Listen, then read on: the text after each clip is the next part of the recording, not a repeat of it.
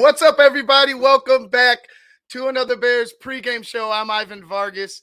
Before we get started, before you start asking about the bunny suit, make sure you like, share, and subscribe to The Tape Never Lies. Make sure you become a patron at www.thetapeneverlies.com. Yes, this is going to become a tradition every Christmas that I come on air from here on out at The Tape Never Lies. So get used to it. Bunny suits on Christmas.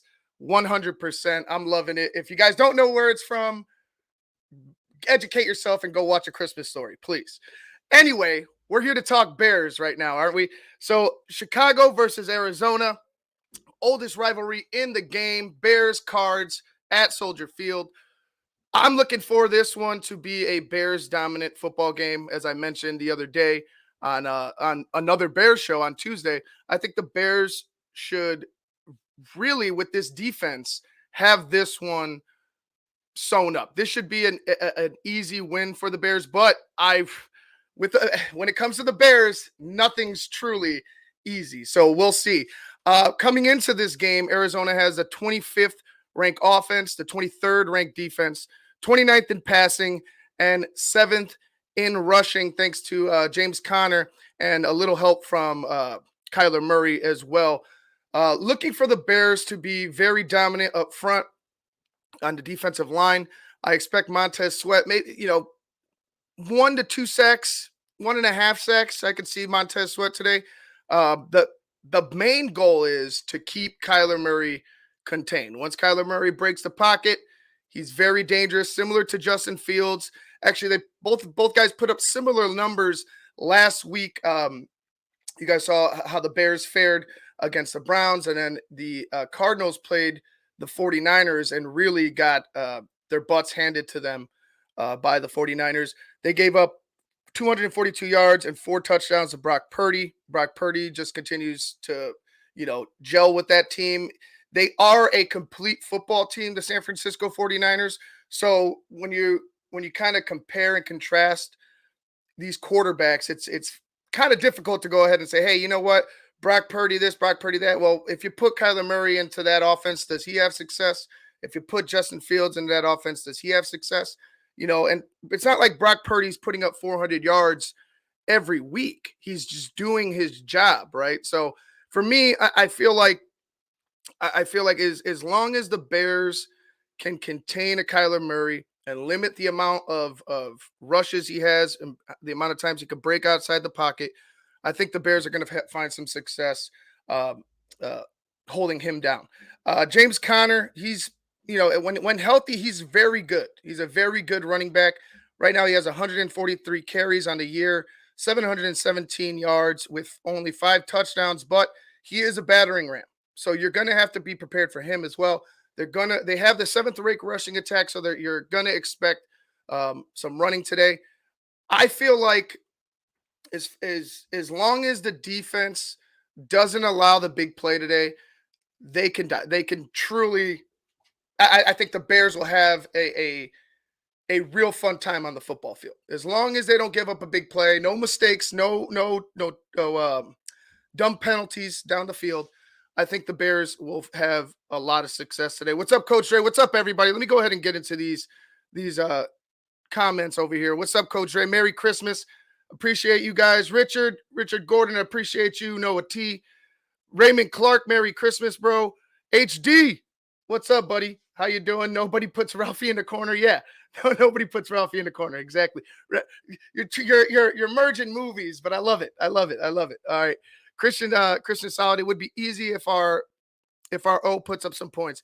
Yes, it would be easy if our offense can do something. And let's go ahead and segue into that offense.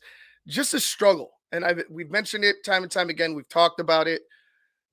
You don't know who they are and what they're going to be week in and week out. One week it's all horizontal passes and we're not moving down the football field, and then the next week it's rushes right into the line. It's a very confusing. It's been a very confusing year as far as offensive production is concerned with the Chicago Bears. Let's see what Justin can do. I mean, this defense for the Arizona Cardinals is not good. They're second to last in a lot of a lot of categories in passing. They're struggling to struggling to stop offenses consistently. I know they says they have the 23rd ranked defense, but their secondary has really struggled. Last week, you saw them give up 4 touchdowns, as I mentioned. But for me, I feel like they there's always a certain connection that the opponent has that they could find to exploit our defense. There's always something you could find, you know, as you're looking at week to week, as you're getting ready for the next team. There's always something that will be there that you could take advantage of. So what would that be? I feel like it's just going to be Kyler Murray dictating where he goes, right? Dictating where the pocket is. If that's going to be the key, then like I said before, their focus should be contain Kyler Murray. Make sure if he's going to escape, give him the escape route up the middle instead of to the outside. Because I feel like when he escapes more to the outside, there's still a lot of room to run. There's a lot of room to come back across his body and make a throw to receivers. I feel like forcing him down the middle. If you could contain and force him to escape from the middle of the pocket, I think you're going to find him running into a lot of our linebackers, uh, being very confused and struggling to find open receivers. So contain Kyler Murray. Make sure you get him. You keep him in the pocket as much as you can. He's a dynamic athlete. I don't know where his head's at. Maybe it's still playing Call of Duty, but that's neither here nor there right now. I think I feel like if you take him lightly, he's going to kick your ass. If you take him lightly, he's gonna run all over you. He could throw for 300 plus yards. We've seen it before, So we know how dynamic he can be in the passing game and as well as in the running game. But I like the way our defense. I like the way our defense has been playing.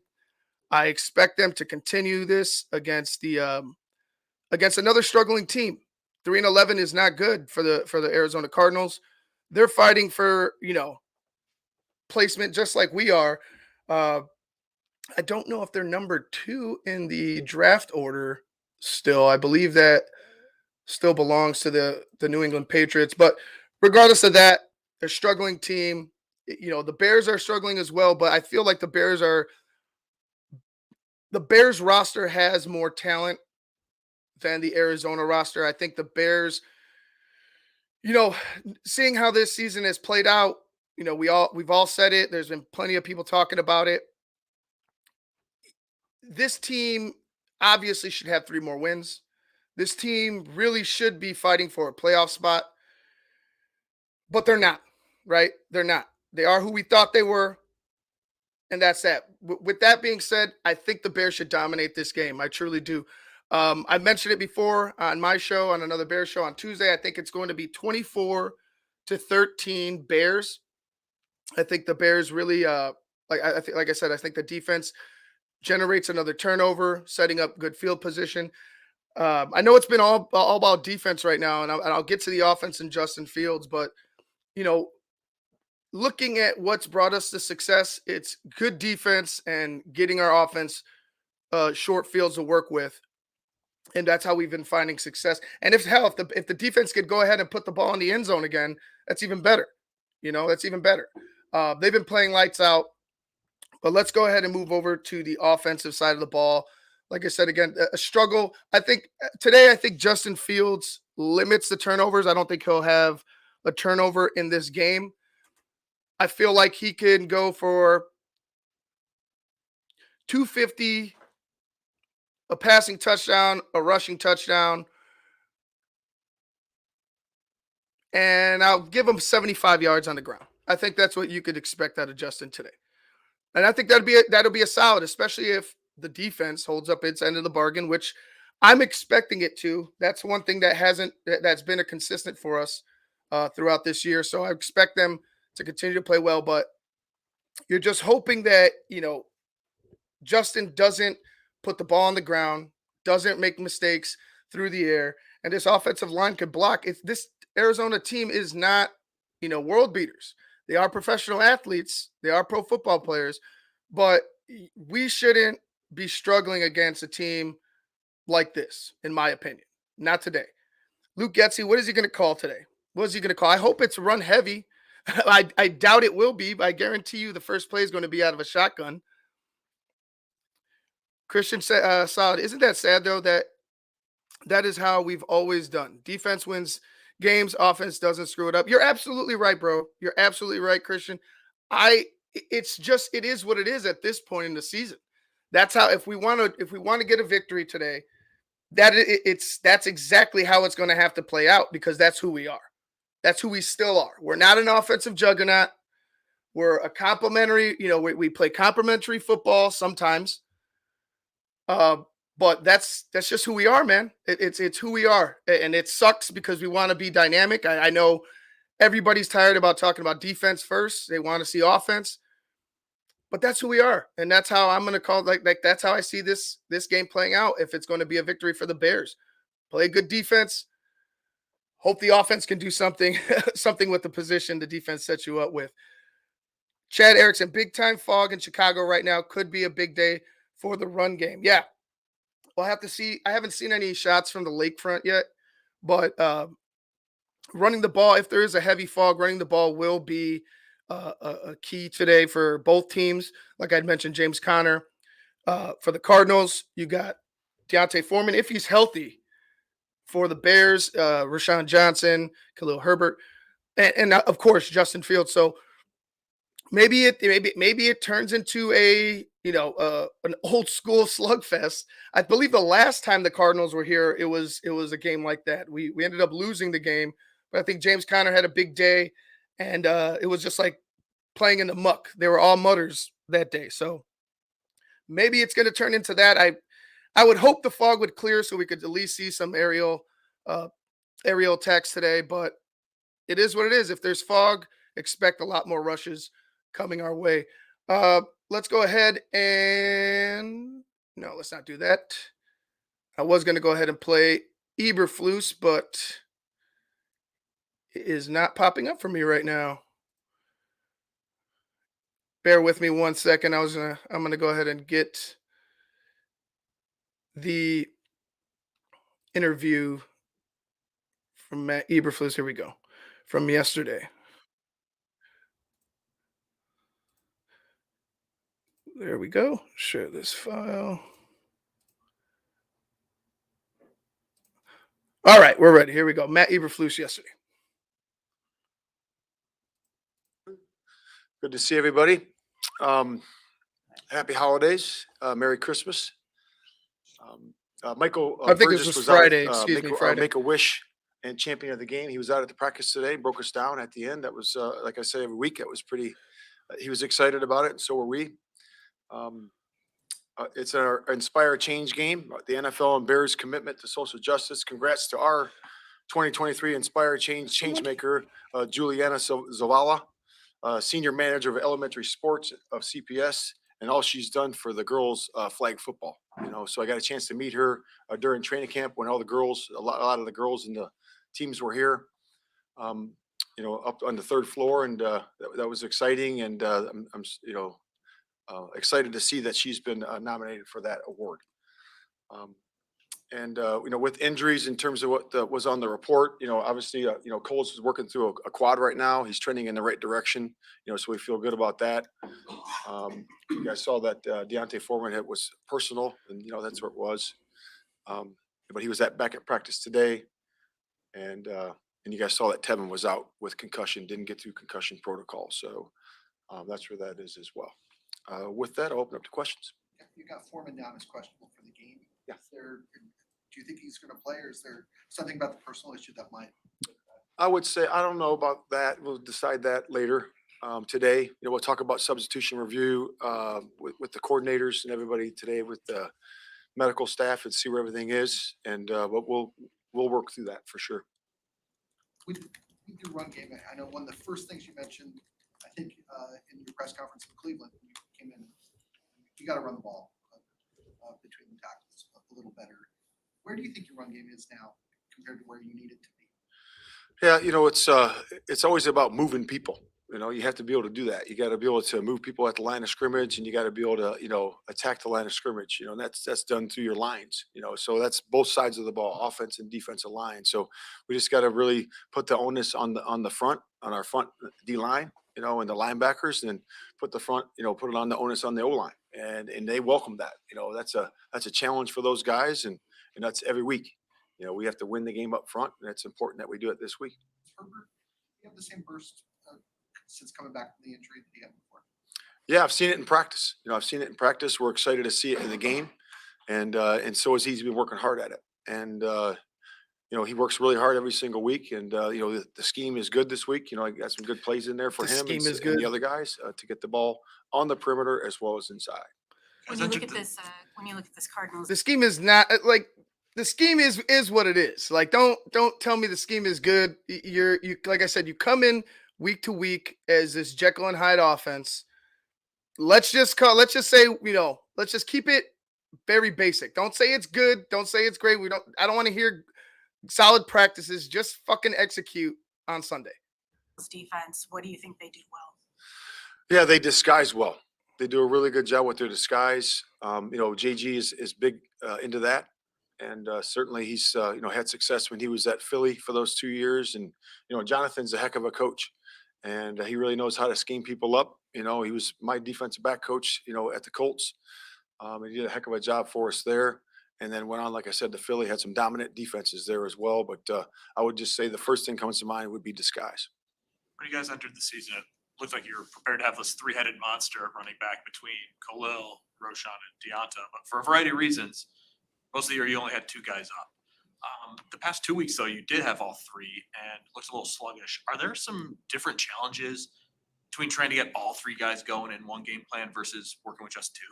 Yeah, I think when you have a plan, you got to, like we said, always go with the hot hand, that type of thing. But, certainly we have guys that are more slated to the third down package, in the protection part and the passing part, and then obviously Foreman's. Well, rhythm, like I had mentioned before, rhythm has a lot to do with it when it comes to playing running back and the running game.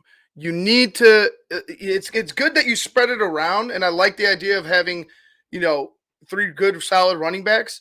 But sometimes if, maybe you need to feed one guy a little bit more, or maybe focus on one guy a little bit more to get him into some type of a rhythm running the football. For me, I don't think it's a problem having three running backs. I think it's an issue with how the offensive coordinator utilizes them and their philosophy with how they run the football, period. Because I just, this running out of shotgun constantly, and the way that they use Deontay Foreman and then don't use Deontay Foreman, the way that they use Roshan Johnson and sometimes you don't see Roshan Johnson. It's a lot of question marks with how they're utilizing them in their offense.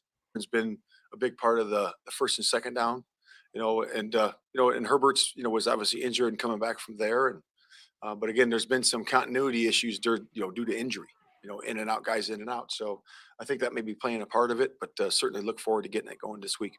And we saw you guys in the pistol a little bit more last week. We had how much of that was something you liked against that specific defense, and just in general, what do you kind of like about that?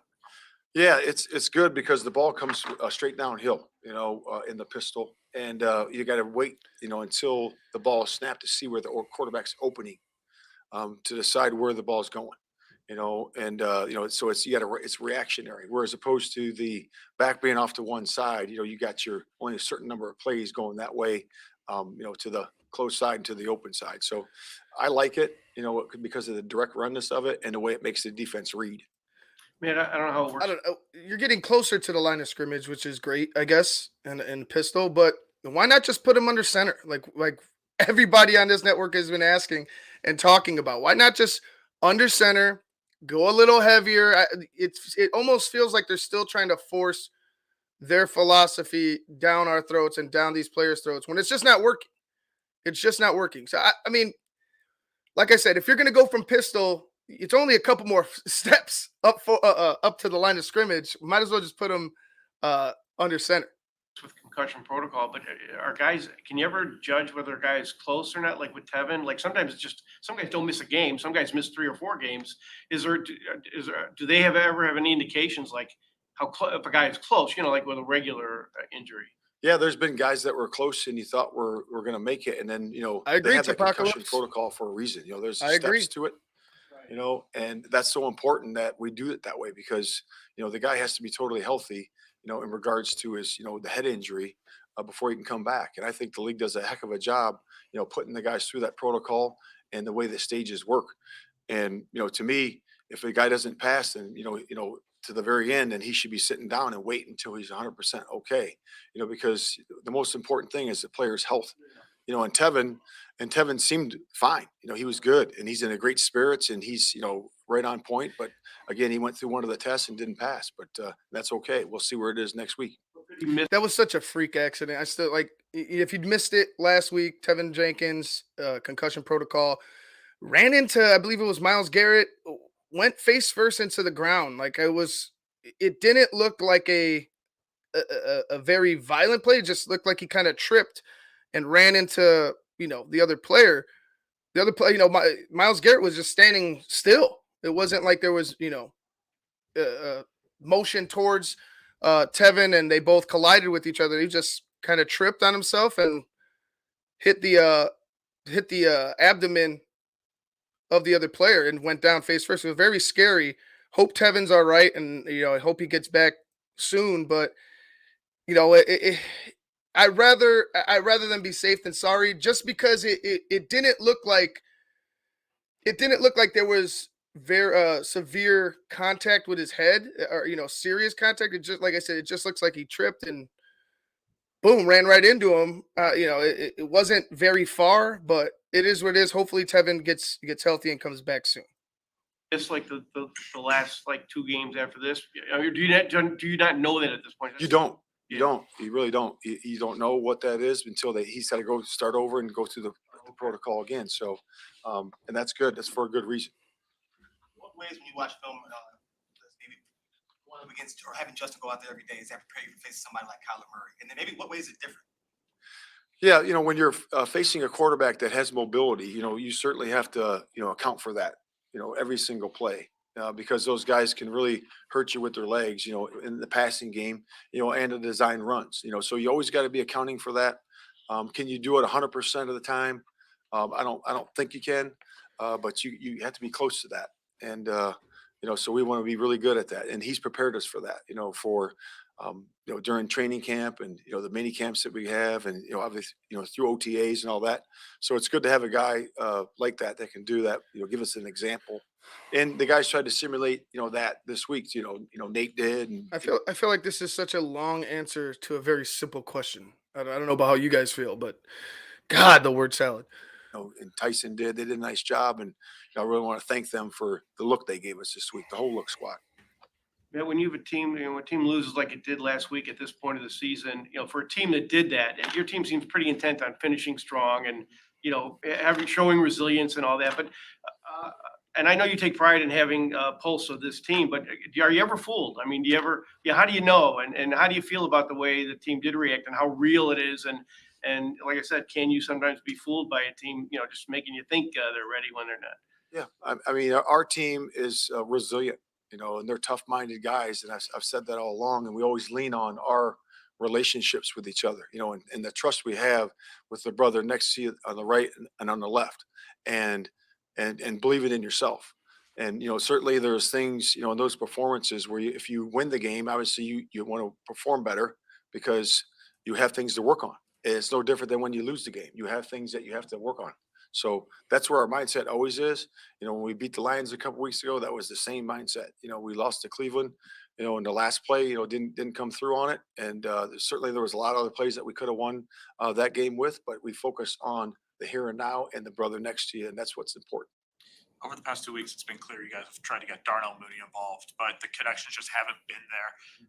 How do you either tinker with that or keep plugging away to just try and make something happen over the last 3 games? Yeah. Darnell's been working hard. He was out with the illness the one day. You guys saw that. But, man, he came back, the last 2 days and really had some good practices. And, And we're excited to get him going, and we're going to keep feeding him the ball. He's had some really good games where he's had a lot of yak yards, and he can really catch, and split the defense. And we're looking forward to that, to seeing that, and we're going to keep feeding him, and that's an important piece to our offense. Yeah, I mean, you got to just keep trying to get him the ball. That's all you can do, right? I think Darnell is going to have a breakout game. Like I said, this secondary struggles. I think Darnell, he should have some success. He should have some success, especially if they're going to be targeting DJ Moore. Darnell Mooney, I expect to have a good day today, hopefully. Hopefully. Ivan, what do you think about what Wani said, that if the Bears are going to trade JF1, why would they risk injury to him by playing him these last 3 games?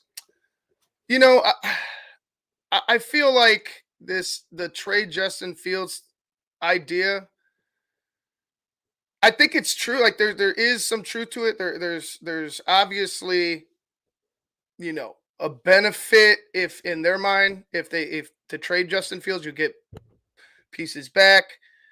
You'll move forward. Everybody will know you're drafting a quarterback.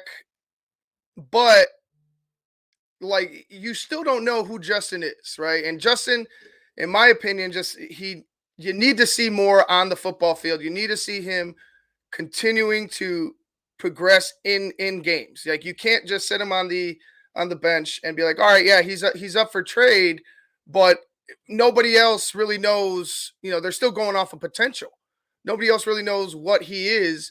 I feel like allowing him to go out there and play and get more reps, continue to be on the football field. I think that's the best way to go about it. If you're going to trade him or not, it's the best way to go about it.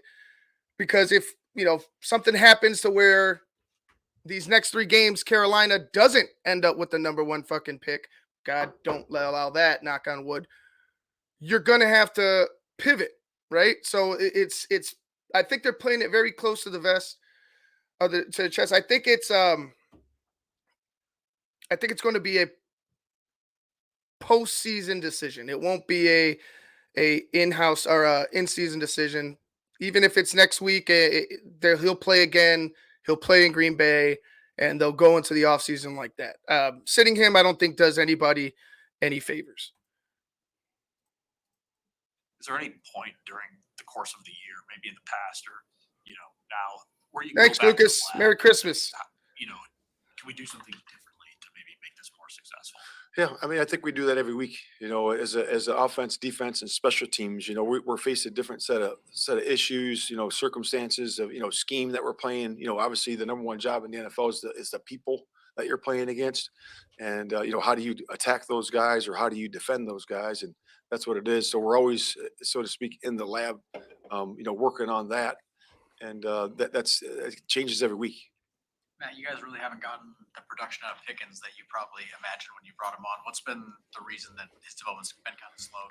I would not agree with that. I would say that he's developing well. In fact, I grabbed him in the hallway like I do a lot of guys, and I commended him on his work patterns and how he's really starting to come on. And it's in the details, and I can really see him owning the position, in the run game, and really taking off in the pass. And he had a really nice pressure a couple weeks ago to end that game. And really loved his hustle and energy on the interception return that Eddie had a key block in that one. So he's doing a lot of good things, and he's got a bright future ahead of him. So would that perhaps lead to more snaps for him over the next 3 weeks? Yeah, we're always looking to get guys more. Sometimes it works out, sometimes it doesn't, but certainly like to get those young guys as much as they can, because we need the experience. We got a lot of really good first and second year players, that are on this squad, and we have a young squad, overall, but getting those guys that game experience is invaluable.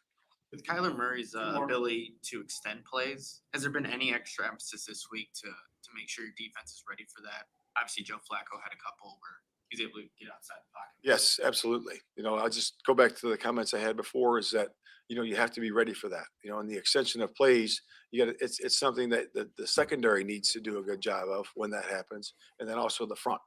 And your linebackers play a big part of that too. And we worked on it very hard this week. But again, he's a special athlete. He's special in a lot of ways.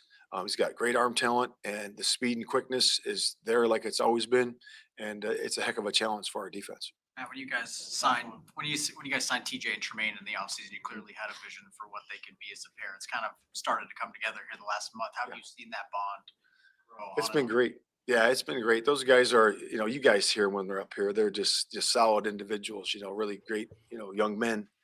And, that's a tribute really to their families. Those guys come from, really good families. Their parents are awesome. And, it's really cool to see and have those guys as leaders, in the centerpiece of your defense. And you need that, on all sides of the ball, but not only defense, they've been leading our team too. And the chemistry between those guys has been unbelievable. They're really starting to understand the positions, because there's a long history of these positions. It goes way back, to the late '90s and even before that. And there's, we can talk, point to guys that have played that will position and point to guys that have played that Mike position. There's a great tradition that comes along in that with a lot of respect to those guys. And there's a lot of, they have to do a great job of honoring that tradition. And they understand that and they uphold that tradition. So it's been cool to see. All right, guys, that was Matt Eberflus yesterday talking about today's game, talking about everything Bears.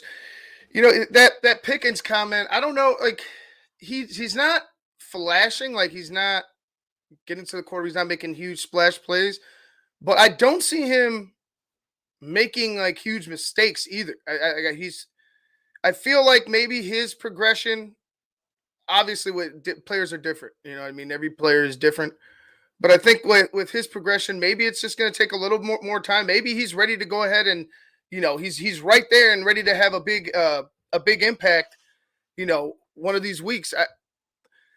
I think it's just he's in his rookie year. Allow him to grow. I would be concerned if it were this time next year, right? If it were this time next year and he still hasn't been making any type of big plays for you or hasn't been a factor for you, then I would begin to worry about his progression. But right now, rookie season, would you like for him to be, making plays and blowing things? Of course, but I just allow him to grow. Let's see where he ends up about this time next year. If it's still a struggle, then it's time to really to start worrying. Maybe he won't even be, if he really struggles or if he completely, falls off this offseason, maybe he won't even be around. But that's neither here nor there. I think it's just, give it some time, allow him to progress. Let's see what he is come next year. All right, guys, that's going to wrap things up for me. It's going to be a shorter show here today. Like I said, I believe the Bears are going to win this. I think the Bears will have some fun on the football field. 24-13, Bears win today at Soldier Field on Christmas Eve. Bold prediction. Let's see. Bold prediction. I'll give you Darnell Mooney, 100 yards, 2 touchdowns. I think that's bold. I think it's bold enough, right? So Darnell Mooney, over 100 yards, 2 touchdowns for the bold prediction, and the final score, 24-13.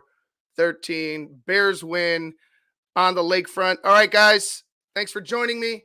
I appreciate it. Make sure you guys check out BHL after the show. Make sure if you are a patron, go to your patron channel, go to our patron channel, go check out the halftime with DDP and the smartest man, Shane Marsaw. If you're not a patron, make sure you go to www.thetapeneverlies.com and become a patron today.